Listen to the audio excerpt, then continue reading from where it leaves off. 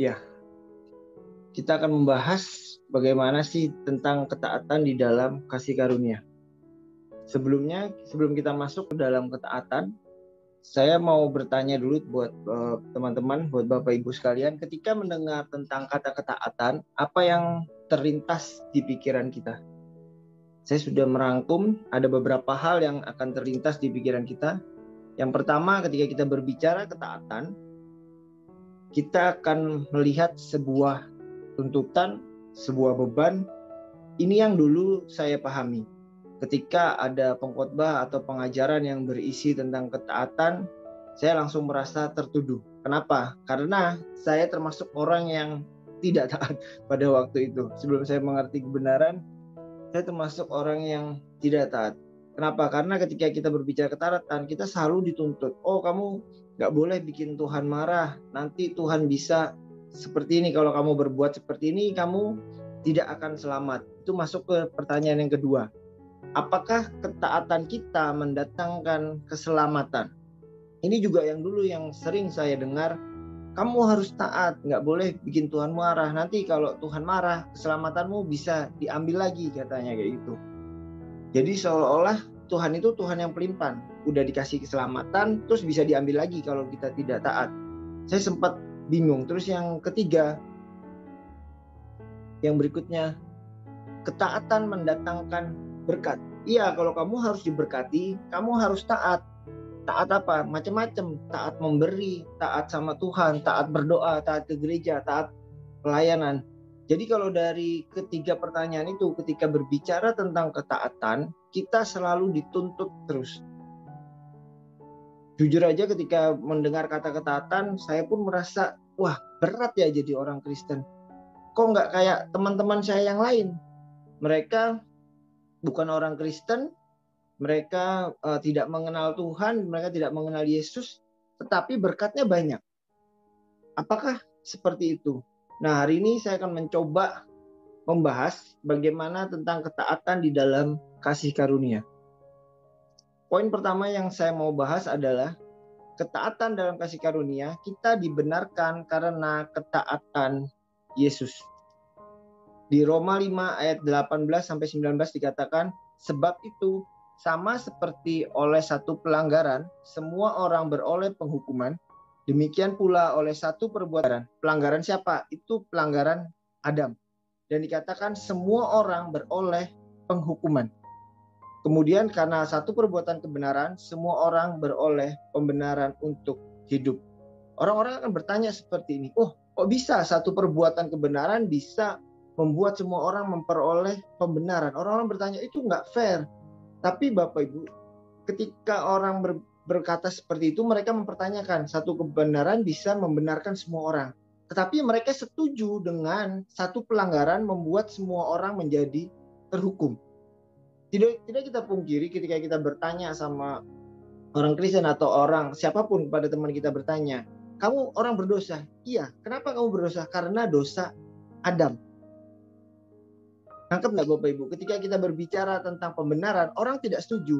Nggak boleh. Pembenaran, ketaatan itu harus dilakukan per individu. Tapi ketika kita berbicara tentang dosa, kamu jadi orang berdosa. Iya, karena dosanya Adam. Seharusnya ketika kita berbicara kita berdosa karena dosa Adam, kita pun bisa berkata kita dibenarkan karena pembenaran akan Yesus. Kemudian yang kedua, poinnya nggak sampai di situ, di ayat 19 dikatakan, jadi sama seperti oleh ketidaktaatan satu orang, ini juga ketidaktaatan Adam, semua orang telah menjadi orang berdosa. Demikian pula oleh ketaatan satu orang, semua orang menjadi benar. Inilah ketaatan di dalam kasih karunia. Kita dibenarkan karena ketaatan Yesus. Ketika kita berbicara tentang ketaatan manusia, tidak ada satu orang pun manusia yang dibenarkan karena ketaatan. Seperti yang minggu lalu saya bahas, semua manusia ini berbuat dosa. Bahkan ketika kita berbicara semua orang berbuat dosa, maka tindakan yang dilakukannya pun pasti akan melakukan dosa. Tidak akan ada bisa manusia 100% taat dengan perintah Tuhan. Seperti yang kita pelajari di Perjanjian Lama, itu terdapat 10 perintah Tuhan, dan 10 perintah Tuhan itu dijabarkan lagi menjadi 613 hukum. Kalau satu gagal, maka semuanya akan gagal. Tapi puji Tuhannya, Yesus yang dia meninggalkan keilahiannya menjadi sama dengan kita, dan dia melakukan semua tuntutan hukum Taurat dan dia menyelesaikannya di kayu salib.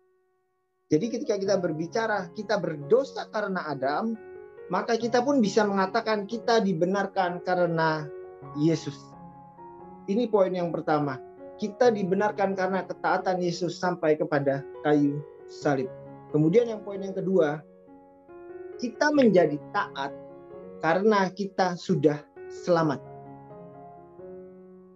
Jangan berkata ketaatan mendatangkan keselamatan. Enggak, dibalik. Yang benar adalah keselamatan mendatangkan ketaatan. Ayatnya di Roma 6 ayat 16 sampai 18. Roma 16 dikatakan, apakah kamu tidak tahu bahwa apabila kamu menyerahkan dirimu kepada seorang hamba untuk mentaatinya, kamu adalah hamba orang itu. Yang harus kamu taati, baik dalam dosa yang memimpin kamu kepada kematian maupun dalam ketaatan yang memimpin kamu kepada kebenaran. Jadi seperti ini Bapak Ibu. Kalau kita dikatakan hamba seseorang, maka kita akan mengikuti perintah orang tersebut. Kita yang dulunya hamba dosa, maka kita akan mengikuti perilaku dosa. Ketika kita berkata kita berdosa karena Adam, secara otomatis kita menjadi hamba dosa dan segala tindakan kita pun akan melakukan tindakan dosa. Dan tidak ada yang bisa dibenarkan karena tindakannya sendiri. Tapi kabar baiknya, tetapi syukurlah kepada Tuhan, dahulu kamu memang hamba dosa, tetapi sekarang kamu dengan segenap hati telah mengikuti pengajaran yang telah diteruskan kepadamu. Kemudian ayat 18-nya, kamu telah dimerdekakan dari dosa dan menjadi hamba kebenaran. Ini kabar baiknya Bapak Ibu. Kita sudah dimerdekakan dari dosa dan kita menjadi hamba kebenaran. Ketika seseorang dikatakan hamba, maka dia akan mengikuti 100% perintah tuannya. Di sini dikatakan hamba kebenaran. Berarti kebenaran inilah yang menjadi majikan kita. Ketika kita mengikuti majikan kita yang bernama kebenaran ini, maka kehidupan kita pun akan dipenuhi dengan perbuatan-perbuatan yang benar. Ayat 22, tetapi sekarang setelah kamu dimerdekakan dari dosa, dan setelah kamu menjadi hamba Tuhan, gak cukup hanya menjadi hamba kebenaran, kita pun menjadi hamba Tuhan. Gak cukup sampai di situ Bapak Ibu, kamu beroleh buah yang akan membawa kamu kepada pengudusan, dan kesudahannya adalah kehidupan yang kekal. Jadi jelas ya Bapak Ibu, kita yang dulunya hamba dosa diubah menjadi hamba kebenaran dan hambanya Tuhan, dan kita memperoleh buah yang membawa kamu kepada pengudusan. Di sini dikatakan buah. Bapak Ibu bayangkan sebuah pohon, dia tidak berusaha untuk berbuah. Buah yang tumbuh dari sebuah pohon itu semua bersifat natural. Kalau kita nanamnya pisang, otomatis yang keluar adalah buah pisang. Karena di sini dikatakan kita hamba kebenaran dan saya percaya Tuhanlah yang menjadi pohon kita, maka yang keluar dari tindakan kita itu adalah buah-buahnya Tuhan. Jadi setelah kita diselamatkan karena ketaatan Yesus, kita hidup di dalam hamba kebenaran dan buah yang kita hasilkan pun itu merupakan buah-buah kekudusan. Tidak cukup sampai di situ, setelah kita menghasilkan buah kekudusan, nanti pada saat kita dipanggil Tuhan, kita memperoleh hidup yang kekal. Inilah kabar baiknya, inilah ketaatan yang sebenarnya, inilah ketaatan di dalam kasih karunia. Ketaatan di dalam kasih karunia itu kabar baik. Kita bisa menaati Tuhan, kita bisa melakukan perbuatan baik, itu bukan karena untuk memperoleh keselamatan, tetapi justru karena kita sudah diselamatkan, kita menunjukkan perbuatan baik kita, kekudusan kita dengan cara melakukan ketaatan. Ini kabar baiknya Bapak Ibu. Jadi kalau teman-teman Bapak Ibu sekalian, ketika mendengar ketaatan itu, amini dan itu katakan dengan yes, aku pasti bisa, aku bisa mentaati Tuhan, bukan karena aku baik, tapi karena ada Tuhan yang sudah terlebih dahulu menyelesaikan semuanya di kayu salib. Saya setiap kali menyampaikan firman, saya akan berusaha memberikan yang pertama adalah dasarnya, kemudian yang kedua adalah aplikasinya.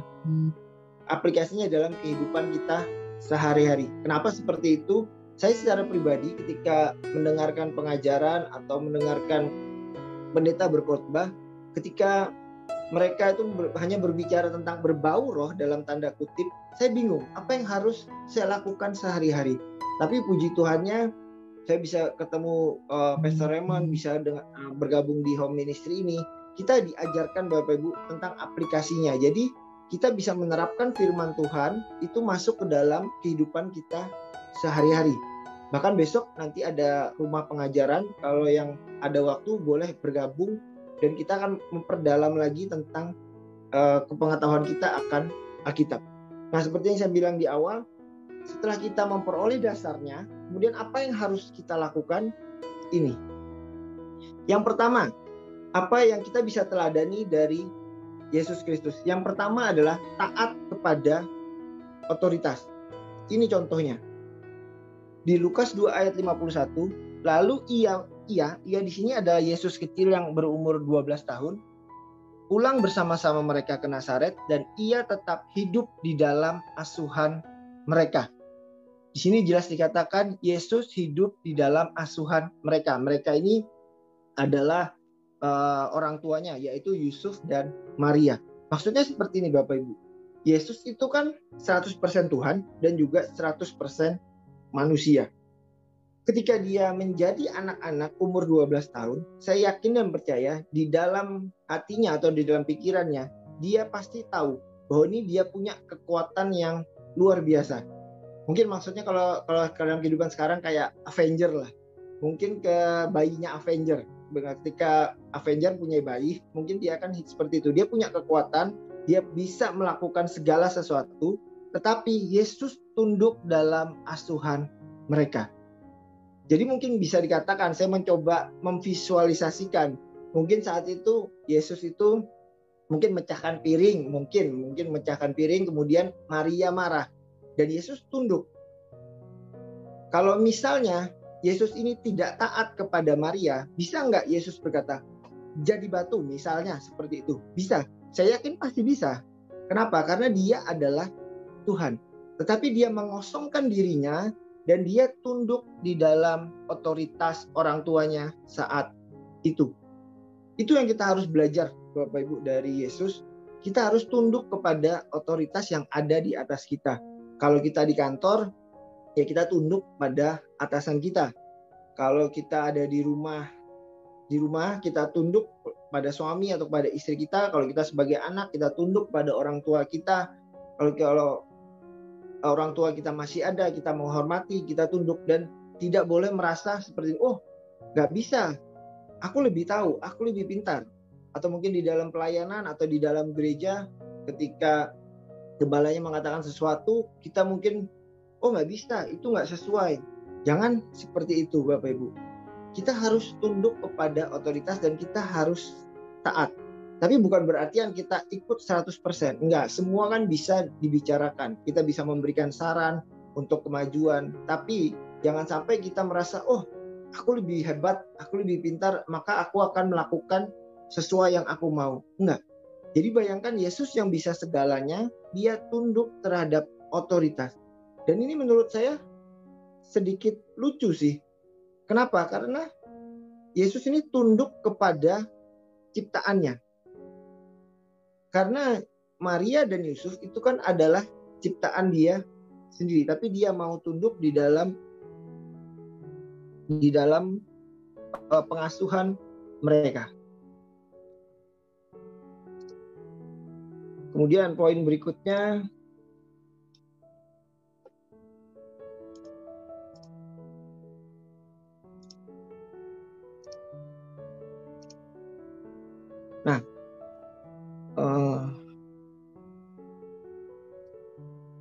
Sebentar, kalau nggak keluar. Pindah ke sini.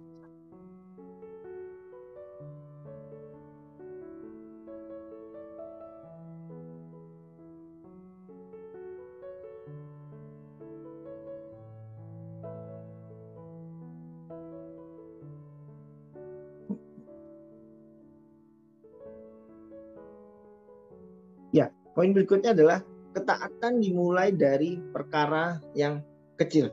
Kita contoh lagi dari Yesus. Ketika Yesus memulai pelayanannya, dia mulai mengajak murid-muridnya dimulai dari 12 orang.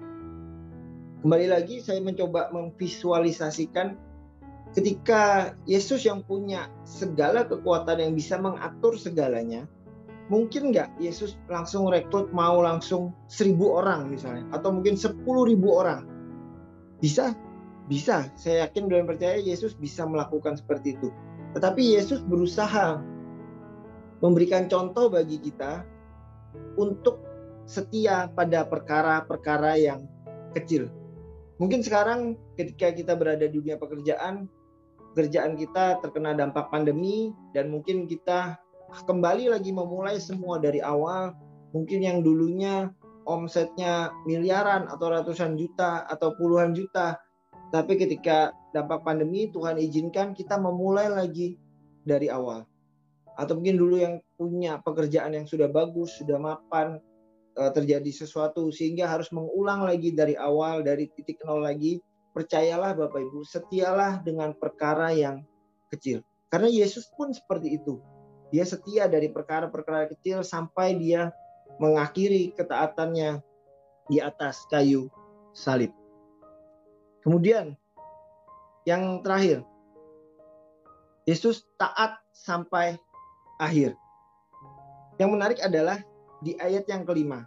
Hendaklah kamu dalam hidupmu bersama menaruh pikiran dan perasaan yang terdapat juga di dalam Kristus Yesus. Ini yang perlu saya tekankan. Kita harus memiliki pikiran seperti Yesus. Yaitu yang seperti yang pertama tadi, taat pada otoritas, taat memulai perkara-perkara kecil, dan terakhir taat sampai akhir. Ketika kita dikasih suatu kepercayaan, kerjakan itu dengan baik. Kerjakan itu dengan baik, setialah pada pekerjaan kita dan berusahalah untuk menyelesaikan apapun yang Tuhan taruh dalam kehidupan kita. Yang walaupun dalam rupa Tuhan tidak menganggap kesetaraan dengan Tuhan itu sebagai milik yang harus dipertahankan. Jadi bayangkan dia pencipta segalanya, dia yang adalah Tuhan itu sendiri, dia meninggalkan itu semua. Dan di ayat 7, melainkan telah mengosongkan dirinya sendiri dan mengambil rupa seorang hamba dan menjadi sama dengan manusia. Dan dalam keadaan sebagai manusia, ia telah merendahkan dirinya dan taat sampai mati, bahkan sampai mati di kayu salib. Ini kabar luar biasanya Bapak Ibu. Dia yang punya segalanya, dia mengosongkan dirinya, dia rela menjadi hamba, bahkan tidak cuma hamba, bahkan dia mati di atas kayu salib. Bahkan di hukum Taurat dikatakan terkutuklah orang yang mati di kayu salib. Itu semua demi siapa? Demi saya dan demi Bapak Ibu semua. Setelah kita tahu Yesus setia sampai akhir, pertanyaan saya cuma satu. Apakah tega kita menyakiti hati Yesus? Itulah yang perlu kita renungkan setiap hari, itulah yang perlu kita pikirkan di dalam hati kita ketika kita merenungkan Yesus yang punya segalanya, rela menggantikan kita, bahkan dia sampai mati di kayu salib. Pertanyaan saya cuma satu. Bagaimana kita mengisi kehidupan kita? Apakah kita mempermuliakan namanya? Apakah kehidupan kita sehari-hari malah membuat Yesus yang sudah setia melakukan segalanya menjadi kecewa dengan kita? Kecewa dalam tanda kutip ya Bapak Ibu. Dia yang sudah rela memberikan segalanya kepada kita, masa sih kita sebagai orang percaya, orang yang sudah diselamatkan, kita tidak mencerminkan perbuatan yang seperti Yesus lakukan. Kalau saya bisa ngambil kesimpulan, jadi kesimpulan yang bisa saya ambil adalah ketaatan yang kita lakukan, ketaatan yang ada di dalam diri kita, itu semua karena Yesus yang terlebih dahulu. Kita sudah diselamatkan, makanya kita taat. Kita sudah diberkati, makanya kita taat. Kita sudah disembuhkan, apapun yang kita gumulkan sekarang sudah dijawab Tuhan, makanya kita taat sama Tuhan. Jangan dibalik. Di hadapan Tuhan itu jangan bersifat transaksional. Maksudnya seperti ini. Oh Tuhan, aku melayani Engkau, aku ke gereja, aku pelayanan, aku perpuluhan misalnya. Nah setelah aku lakukan ini semua, maka kamu harus seperti ini. Jangan seolah-olah kita menyogok Tuhan. Kita menyogok Tuhan dengan ketaatan kita menyogok Tuhan dengan perbuatan baik kita. Enggak. Tetapi yang benar adalah kita taat, kita melakukan pelayanan, kita melakukan perbuatan baik karena Tuhan terlebih dulu mengasihi kita. Karena Tuhan lebih dulu melakukan ketaatan itu sampai mati. Karena Tuhan lebih dulu menggantikan kita yang seharusnya kita dihukum, itu digantikan Tuhan supaya kita memperoleh kebebasan. Jadi terakhir dari saya Bapak Ibu, tetaplah taat sama Tuhan. Taatlah pada otoritas yang ada sekarang. Taatlah dengan perkara-perkara yang mungkin terlihat kecil di mata kita. Dan yang terakhir, taatlah sampai akhir. Taatlah sampai akhir, sampai nanti kita dipanggil Tuhan atau nanti Yesus yang datang dalam kali yang kedua. Taatlah terus. Saya yakin dan percaya ketika kita hidup dalam ketaatan, kita akan melihat buah-buahnya akan dinyatakan. Buah-buah pengudusan, buah-buah berkat, buah-buah apapun yang kita imani pasti terjadi di dalam nama Yesus. Amin. Tuhan Yesus memberkati.